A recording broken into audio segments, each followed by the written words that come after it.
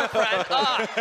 It is an absolute pleasure to be here for the LCS Finals. It's a dream come true to be alongside Captain Flowers and Kobe for an LCS Finals. You joined us for the EU Finals. That was an event. That was something. It was an event. Can you promise me an event today? I'm hoping we see something as cool as the Cassiopeia blind tops from Broken Blade here. And honestly, top is a big story in this rematch. You know, for finals for LCS, it was a landslide for Cloud9. Everybody thought Cloud9 was going to dominate them. They did actually end up taking it, but so many moments of growth for Golden Guardians have come up, especially at MSI. You know, Licorice, especially. This guy in the top lane, solo killing both 369 and Bin. He's been playing with full confidence.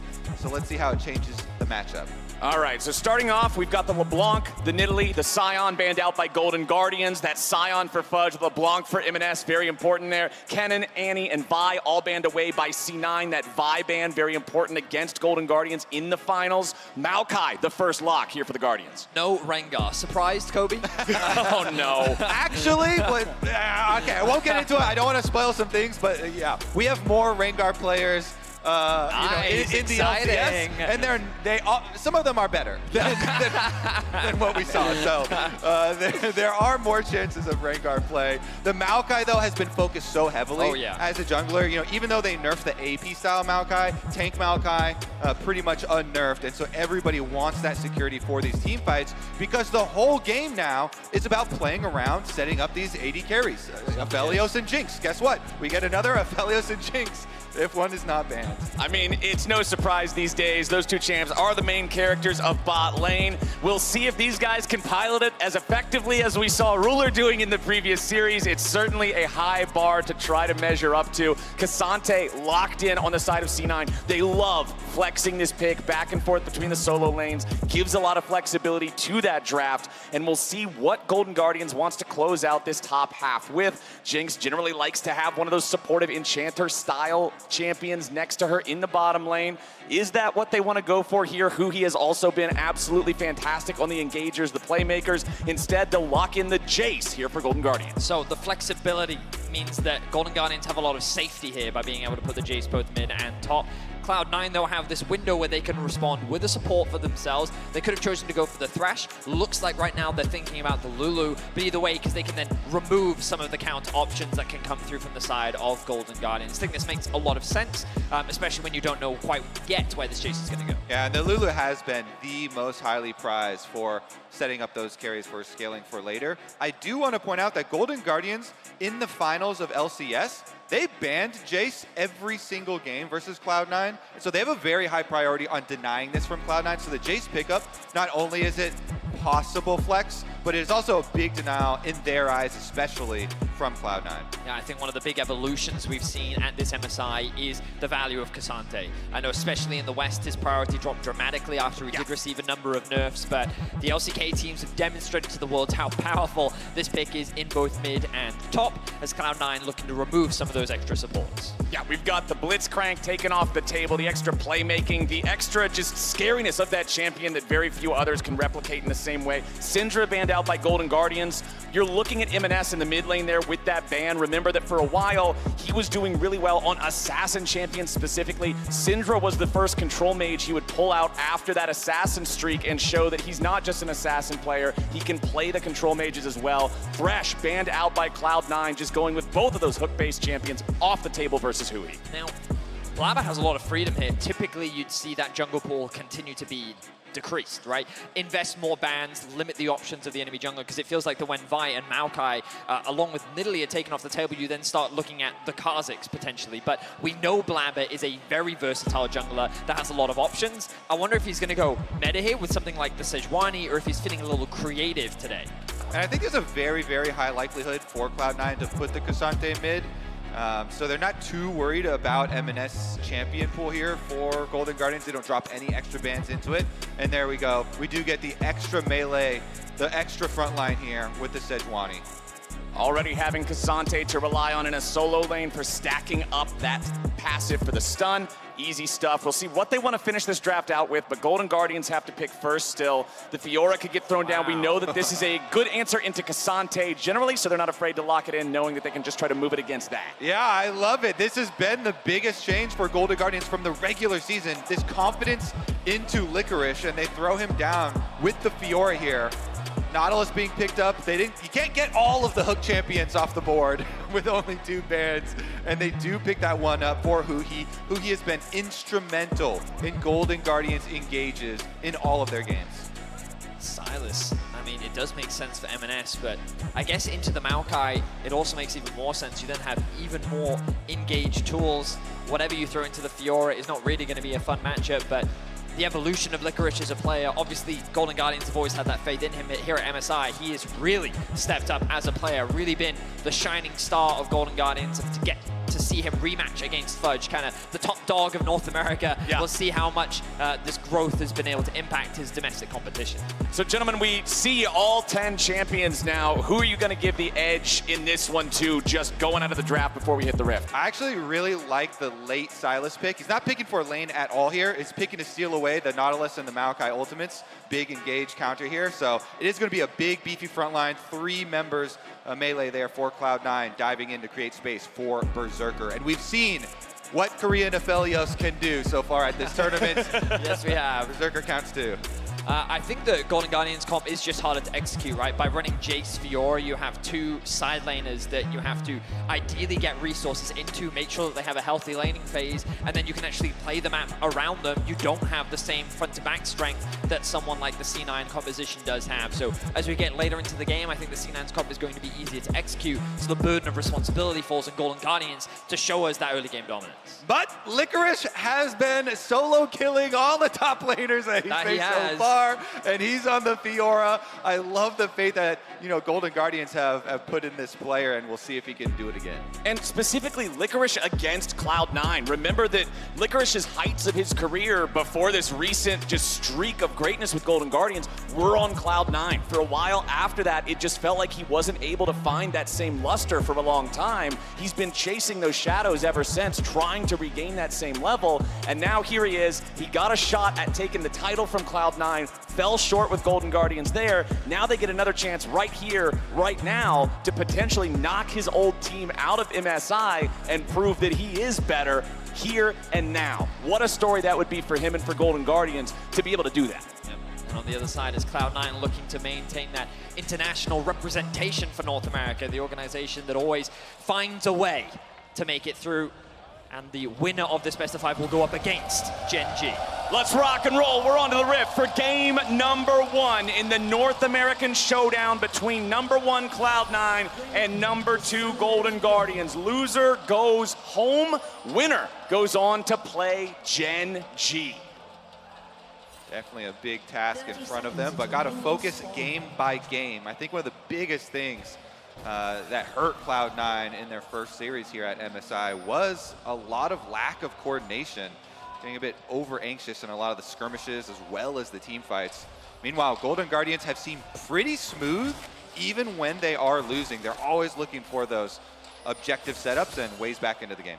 So speaking of setups, one thing I do want to point out, River is going for the Red Smite first strike build here on the Maokai. Setting up those saplings is going to mean a lot of hurt for whoever face checks into the brushes if Golden Guardians have control and make it to objectives first. Yeah, the AP build for Maokai definitely was nerfed, but he is solo AP on this team. With so much other AD sources here for Golden Guardians, River knows he's going to have an opportunity here to definitely do a lot of softening up of enemy champions with saplings in the brush with that extra damage.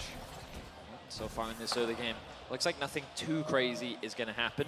There was an early ward invested into that Tribush from C9. If Golden Guardians had information on that, they could look to try and punish it in the early game, as River looks to be doing a full clear bot side, could look for an early gank, which perhaps C9 have anticipated already. A bit of trading, though, in the 2v2. Yep, Huhi just immediately engaging on Sven there. Worth pointing out here in this bottom lane as well, difference in summoner spells on the AD carries. Berserker with the Ghost, Stixxay with the Cleanse. Very important considering there is some powerful CC on the side of Golden Guardians that would be able to lock Berserker down. He will not have that extra escape mechanism, but once more, it's Sven getting hit with the Dredge line as Cloud9 loses out on some health in these early trades. wants that fight for level 2. Mid lane has already secured it, but in the bot lane as well, it will be Golden Guardians that secure it. Hook connects. Oh, forcing the flash out of the Lulu, who he is dialing these in time and time again, playing the emote game at the same time, having a little fun with it. Yeah, Golden Guardians bottom lane, once again, getting some early advantages out of the C9 bottom lane here. Sven is the target. Blabber over the back of this Baron wall, though, slipping around to try and contain Licorice. Really spotted on vision that hero. Blabber being pinged out gives information to River and the bot lane. This means that Stixxay and Huhi can continue their aggression. The mid lane push that Gory has means that he can collapse first. But Blabber senses that something is amiss and will choose to disengage. And that sense comes from watching mid lane there. Gory starts hovering up towards top side with his lane push. As a jungler, you see that, him coming towards you, you got to get out of there. Maokai could be in the brush, so good adaptation there from Blabber. Not to follow through, not to get surprised by the Maokai in the brush. Blabber learning from the mistakes of times long gone, not getting baited into problems in the river, but down here in bottom side, it's Huhi going in. They look for some damage. They find a little on Berserker, but it's not enough. Huhi below 200 HP now. Berserker and Sven looking to keep this chase alive, but the summoner spells have already all been spent. Stixxay still with his flash. The only thing left that he gets away from now. But M&S is coming around from above. He goes in. He looks for them both. First blood over onto Stixxay and Huhi both. A double kill, and it's M&S getting paid. Oh, M&S drops minions in mid lane, but it does not matter. He gets the double kill on bot. River knows. Bottom side has already been overloaded, so he's looking at Fudge. Fudge trying to get away here. River goes forward with Twisted Advance. Nice job by Fudge, just pushing him back into the turret. Golden Guardians will not get anything in return except for the flash of the Cassante, and it's Cloud9 feeling good with a 1,000 gold lead. I was so impressed with how Golden Guardians were playing these first few levels. They were getting so many advantages in the bot lane 2v2,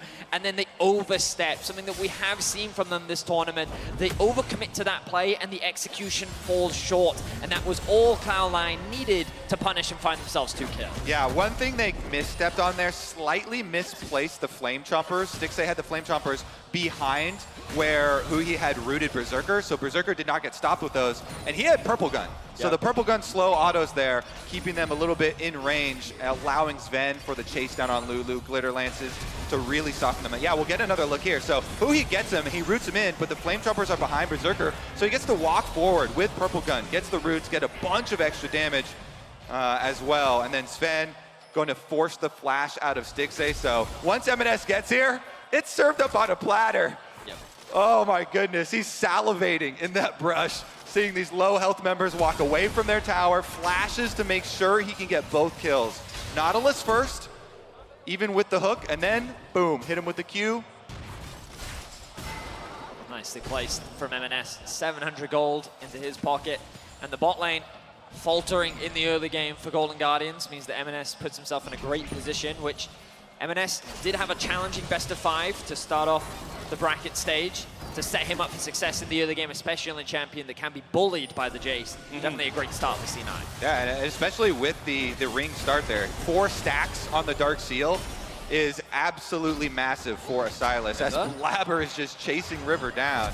Yeah, River forced to flash away there in the 1v1 of the River. Blabber went in knowing he had the advantage, and the fact that M&S was in battle there in the mid lane meant that there was no help coming in for River from his own mid laner in Gory. Nicely done there, getting a free flash from the enemy jungle. Yeah, having M&S have such a massive lead in mid lane here with the extra 2 kills is really going to change the face of the game here and how Golden Guardians can actually play around it. This Maokai is very squishy. He went over, he's going with the red smite plus the first strike build here. So definitely going to have to worry quite a lot about those rotations. Cloud9 will use that mid lane and bottom lane pressure to have an uncontested first pickup of the Hex Drake. What I'll say is this mid lane matchup, while Gory is getting a lot of great trades onto M&S, M&S is just finding better windows to move. Even in that little skirmish in the river, the main reason why River had to flash was because M&S forced his way into that river so that he could actually fight the 2 versus 2, and seeing that Gory couldn't assist meant that there was no way that they could turn that around, especially with the health disadvantage the River found himself. So huge props to M&S really getting involved in the map, and now that C9 kind of have firm control over this bot lane 2 versus 2, Golden Guardians, in terms of getting early leads, need to start funneling resources into the top side of the map. And honestly, I would say for Cloud9, keep focusing on bottom side. Oh, yeah. Have Blabber clear from top down towards bottom side of the map and keep that pressure up. That pressure has led to a 900 gold lead. Not much more than what it was earlier already, so things haven't gone any worse than they were earlier for the Golden Guardians, and that's kind of where they need to be. Make sure you don't bleed out from some of these early mistakes. Get yourselves to the point where you can do some of that team fighting that we've seen them excel at, that we've seen them shine with, that got them to the point where they're here competing at MSI in the first place. You mentioned it earlier, Vedius. The draft is going to demand a lot of team cohesion later on in this game from Golden Guardians, and they gotta be in a spot where they're able to play that. All right, Blabber's got his level 6. So Sejuani turns Silas into a very, very, very effective skirmisher here with Sejuani ult plus the quick way that you can stack up the passive stun as well, and a stolen Nautilus ultimate as well. There's massive amounts of crowd control there in that duo, but they're actually going to rotate it towards bottom like we talked about for Cloud9, whereas Golden Guardians will just pick up the Rift Herald in exchange for a pretty big sacrifice here. Let's see if Stixxay has the confidence to even get in there. He's trying to at least hover for experience range.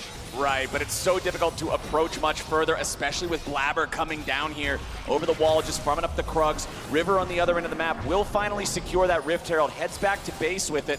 Golden Guardian's gonna walk up, see the enemy jungler there, stealing away those Krugs. They go in after him, but Blabber should just be able to disengage over the wall if he wants to. He's wasting a little bit more of their time. Decides to use the Arctic Assault, retreats back over the way he came. Sven and Berserker not close enough to turn that into a 3v2 immediately, but MNS is pathing down towards this tier 1 turret yet again. Berserker and Sven lasting a little bit longer, just not enough damage to get that third plate.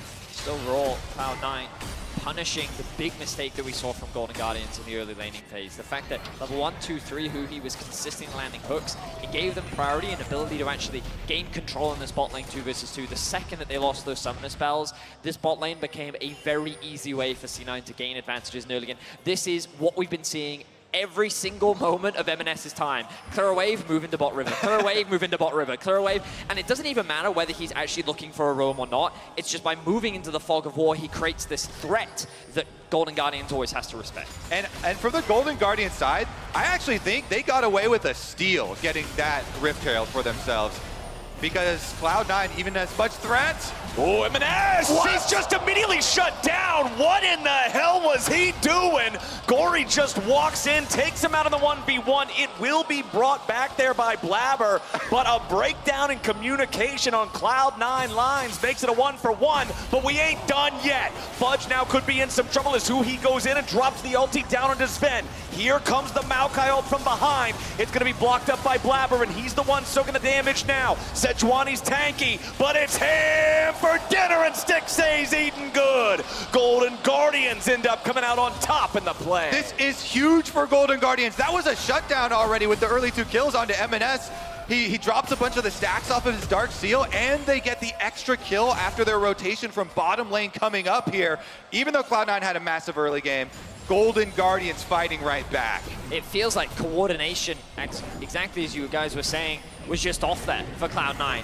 The idea, I guess, was MNS, oh, Blabber's here, we can just fight this 2 versus 2, but Blabber either was too far away, we'll get to look when we get the replay up, but they were not in sync. It just made it very easy for Gory to get that isolated 1v1. With the early damage, it was more than enough, and let's have a look here. So the back is coming through, a bit of a skirmish, so I think initially Blabber was like, oh, you actually want to fight this? And it just felt like that the communication there was clearly off between the mid-jungle. I mean, also MNS had flash, so doesn't try and like flash away from the Jace. In the end, they do get the 1-for-1, but Golden Guardians get an extra kill here with the rotation of bottom lane up. You have a Nautilus ult into a Maokai ult. So River comes to sacrifice, or Blabber comes to sacrifice himself for his support here, but it's still going to be a kill nonetheless over to Stixxay, and that's right onto the Jinx. Whenever you have to run away in a single direction from that Maokai ult, remember those buffs to the ult that made it so much faster, that brought him back into the meta, makes it so difficult for everybody to get away. They thought Blabber would have the best chance of sticking around and surviving it,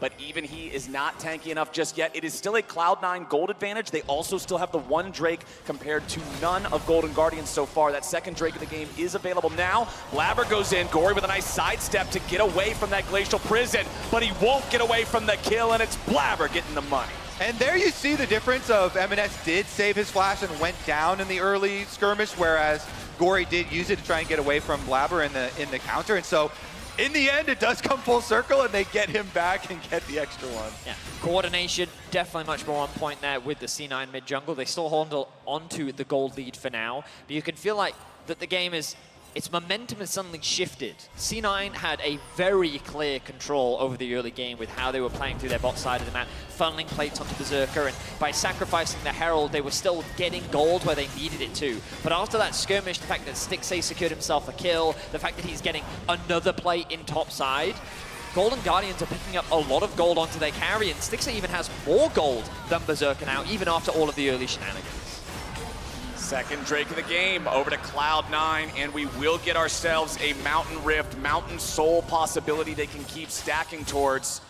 Cloud9 will be happy to see that one come up. Still with that 1,000 gold lead, just about 1 minute left until the plates fall, so not a lot of time to pick up any extra economic advantages from those. Gory's gonna try to shove this wave up. M&S, slight health advantage, but not a lot of mana to work with. Yeah, I think Cloud9 are still very confident here. They continue to have a very quick dragon stack. They still have their gold lead for themselves, and critically, they have a pretty strong 5-on-5 setup. If they just get Berserker with the rest of the team behind the 3 frontliners there, they should have a nice advantage. Licorice on the Fiora did just get to Divine Sunderer though, so now you at least get to start having some fun as the Fiora and start really scaling. Mythic items up and running on both those top laners. 80 carries and mids as well with them complete. Obviously supports not quite at that point. Demonic Embrace finished for Rivers Maokai, so the extra poke, the extra control over the brushes that he's able to establish those in could mean a lot as we continue going forward in the game. 14 minutes just now, hitting that clock means we're firmly out of the early game, ready to go. I'm expecting larger fights now, expecting to see more rotations coming around. Licorice and Fudge in the bottom half of the map while everyone else playing topside. Gory trying to keep this tier 1 turret alive in mid lane. Yeah, interesting lane allocations too from Golden Guardians where they keep Stixxay on the Jinx up on top side, took up those minions and had Gory still standing in mid with the jungle support roam coming through to get their vision. Right now, Berserker holding on to this mid push means that they will have a way into the river, but Golden Guardians have forced their way in, cleared out this vision, started the Herald off. Blabber face checking the pixel brush. Sejuani's not going to take a lot of damage just thanks to the passive. Very easy to ignore a lot of that upfront burst. But Cloud9 still have not made their way into the river. Golden Guardians with control over the pit, control over the Herald, taking that one out. 1v1 here in the bottom lane. Fudge goes in. Licorice in a lot of trouble. He issues the grand challenge. But how does it go from here? Fudge still moving forward, thinking about fighting this longer. Licorice with another lunge away, disengages the fight, doesn't want anything more to do with the all-out Cassante. So Golden Guardians walk away with the Herald as Fudge found a pretty good opportunity in bot lane, but after committing the flash, Licorice said, you know what, the health disparity is too big, I don't want to take that gamble, I'm just going to disengage for now. A lot of farm will be lost, but in the grand scheme of things, Licorice continues to scale up in the sideline. Yeah, and Golden Guardians get their turret on the top side for Stixxay. He dropped a few minions because M&S pushed it into the tower while they went for the Rift Herald, but they exchanged that top tower for their mid tower here. And that's the difference in 80 carry lane allocation. Blabber hovering behind Berserker to ensure that he can collect. Cloud9 getting one back in mid, making that turret count even once more at 1-1. Gold is only 100 apart, just 16 minutes into the game. Both teams have had a couple of mistakes. Both teams have had a couple of good plays here as well. So Cloud9 and Golden Guardians seemingly very evenly matched here in this first game. What do you guys want to see happen next, particularly from the viewpoint of the Golden Guardians, since they have the more complex composition for win conditions as the game goes forward? Yeah, so this is the tricky part now for Golden Guardians because they have to navigate the upcoming Dragon in a minute and a half, right? With C9 getting that early investment, they're more than happy to have Golden Guardians come and fight them. The question is, how do you then incorporate this Fiora into these fights? Do you look for a flank, maybe threaten the back line? Do you instead try and keep Fudge isolated so that you have a 4v4 and Fudge can't really get into the fights? Like, leveraging this Fiora pick is going to be the hardest part of Golden Guardians navigating these mid-game fights. Yeah, I think they could just keep him splitting over there. Maokai ult, though, MNS goes in after Gory, but River's coming down to defend him as well. Gory can disengage back underneath the tier 1 turret. Both mid laners gonna walk away sub half HP. Cloud9 sending multiple men to reinforce this situation while it's still just Gory and River defending now in a 2v4. Blabber comes over the wall. Glacial Prison again, sidestepped by Gory, doing a good job recognizing these ultis. Does still have to flash away to avoid the follow-up from the Moonlight Vigil as well as Blabber's W. And that means that Golden Guardians get their guys out, but they are going to lose the tier 1 in the bottom lane. Stixxay and Huhi, not enough damage to get one back in mid. Yeah, I think Golden Guardians commit to your split push, keep that Fiora up in the side lane. There's no teleport, but they're gonna get attacked in mid. Stixxay getting caught out by the stolen Nautilus ultimate as he has to flash away, and Blabber stays on top of him, and Berserker cashes in. He's gonna be caught out in the middle of 3, and he makes it a double back over to Berserker. Cloud9 get exactly what they came for. The collapse from Cloud9 is clean. MNS and Blabber working together once again to find the shutdown onto Stixxay and gain control over mid. Looks like they're not going to convert this into the Dragon. They want to get that reset off, but knowing them, they'll come back out onto the map, catch that side wave, and immediately start that objective. Yep, they've got time to reset. C9, they push out bottom side, they push Gory all the way to the second tower, get his flash, then MNS starts it out as the rest of the C9 team roam up through the river. Beautiful start here from MNS onto Stixxay. By the time Blabber gets there, he has nothing left. And so Berserker's right in on top of him. They wipe Golden Guardians out of that mid lane. It's just an overstep from the bot lane of Golden Guardians. In mid, they try to go for a skirmish. Licorice is dead. There, yeah, Cloud9 are roaming around the map, killing every Golden Guardian member they see while they get the objectives. It's Golden Guardians not really respecting the early pushes Cloud9 are get. First of all, Cloud9, get priority on bottom side, rotate mid. Yeah. Then rotate up to the top side too, collect the split pusher as well. Now not only are they on soul point, but they're gonna get another pick. Gory being caught out by Blabber and Berserker. Berserker with the crescendum having plenty of damage here with Blabber leading the way. He's 3-0-1 on this Aphelios now, and C9 is loving this game state. They're on soul point 19 minutes in. And this is very reminiscent of the finals where we saw Golden Guardians, after they lose a fight, they then start to misalign on where they should be on the map, and Cloud9 are just so quick to catch you out of position, pick after pick after pick. They're snowballing this game out of control. And Golden Guardians, as a team, they win fast or they lose fast. This is not a team that digs in and holds on if they fall behind. They play really fast, they play really risky, and so when they start to slide, they slide hard. Yeah, this is so much more what it looks like regionally. I know on the international stage, so many people are starting to get hope for Golden Guardians with how well they've been playing, how much heart they've been playing with.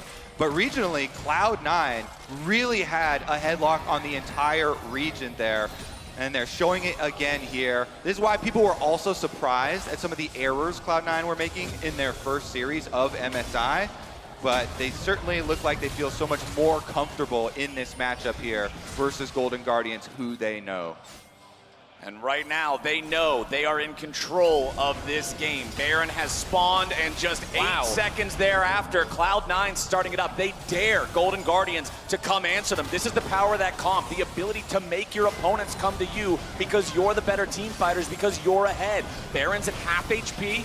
MNS has stolen away the Maokai ultimate. River using the original Nature's Grasp, fires that one off, doesn't get a whole lot of value. MNS using the stolen one, and that one's gonna take down the enemy jungler. River's in the middle of 4, his body hits the floor. Double kill back over to Berserker as Cloud9 ain't done yet. MNS stays on the front line, and now the rest of the team falls back to finish what they started. They never even dropped the Baron aggro. It's already down to 2,000. River's dead in the dirt, and Cloud9 has the Baron. Now that is a clean Baron.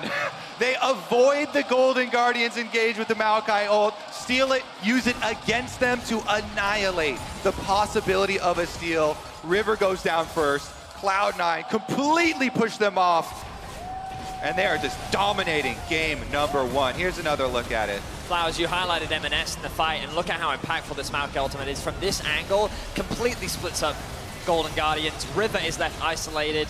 The Fiora really can't get involved in the fight. The Jinx locked off on the side as MNS throws out the stopwatch to buy time. The durability provided with the Lulu as well. C9 fighting on 2 fronts while also aggroing the Barrow. Very The Baron very cleanly executed from C9. And guess what? Berserker's got 5 kills now. This Aphelios is super fed. He's getting towers with the Baron buff as well. Now it's just a landslide of the last couple minutes. We'll see how far they can build this lead with the Baron now. They've still got it for 2 more minutes. Golden Guardians recognizing they are in full panic mode now, and it's Licorice who's got to panic first. He's dead before I can even finish the sentence, and it's Fudge issuing the death warrant as Gory has to retreat back. But there's going to be no such salvation for River as Berserker is dominating. Stixxay falls next. Who he goes with them, and the Golden Guardians burn to dust. Cloud9 is looking to make game 1 in swiftly. It's an absolute stomp in the top lane. Zero hesitation from Cloud9. They demonstrate their domestic dominance once more and look to end this game sub 25 minutes. 5 men marching onto the Nexus turrets and only a Jace to stop them. Huhi and Licorice are going to be back in about 5 seconds, but C9 is not stopping yet. They've still got the wave. They still got plenty of resources. Gory tries to fire off a shock blast, but he doesn't get enough value. Golden Guardians coming back to life, but the Nexus is the only health bar that matters, and it just went pop. C9 takes game 1. It's back to business for Cloud9. An absolute stomp from Cloud9. We saw some promising moments from Golden Guardians, but we also talked about how with this composition it's just a lot harder to execute, and with the deficit that they found themselves in, especially around that Baron, that was just a perfect example of how easily C9 could force these fights and just tear apart Golden Guardians.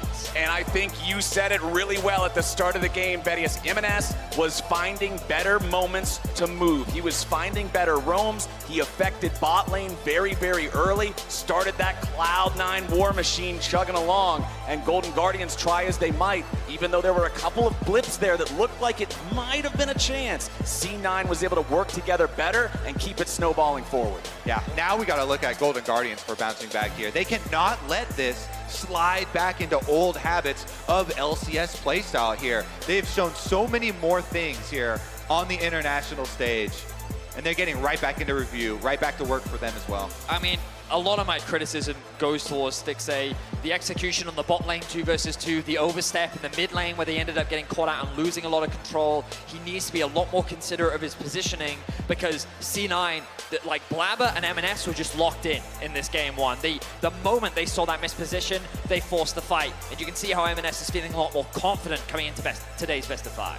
And C9, they finished so quickly after getting that Baron as well. The Baron was started not 10 seconds after it spawned. The game was ended with Baron still there. Quick and easy for C9.